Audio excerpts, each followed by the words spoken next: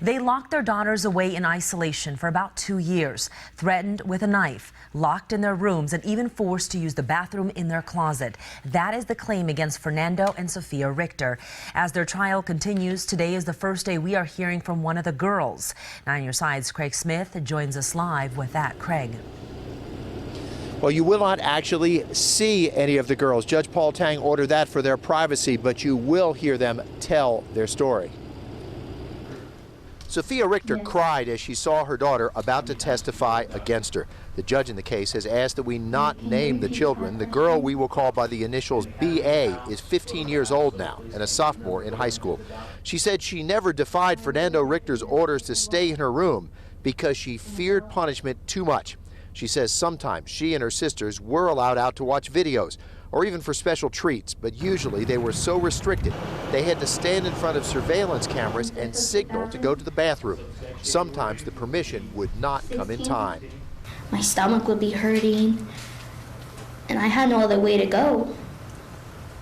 So I would go on the floor where I'm just standing on, or I would go in the closet.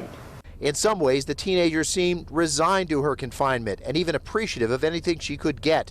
Soon after she was free of the house, she told investigators the only water she would get was in a moldy plastic jug. In trial today, the prosecutor asked her, how did the water taste from the water jugs? It tasted good. Like, I was always thirsty, so when I got water, I was like, thank you. Like, I would just drink and I'm like, oh my gosh, this water is so good.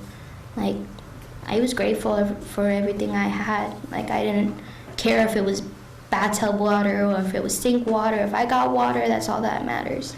Police described speakers in the house with music so loud no one could hear anything else, sometimes playing nothing but loud static. BA said she actually liked the music and said the static was just an old radio acting up. But prosecutors reminded her of her earlier interview with investigators when she said Sophia Richter told her the sound was to make sure no one in the outside world could hear what went on in the house. Now, the girl said she was not starved. She was forced to eat too much and punished if she did not eat fast enough. She said they were fed good food at first, but later it became the mixture of macaroni and scraps police say they found in the house. She also described her parents forcing her to get up at 2 a.m. and shuffle in place for hours on end. If they slacked off or sat down, their parents would send a burst of static down an intercom to warn them they'd be punished. Reporting live, Craig Smith, KGUN-9 on your side.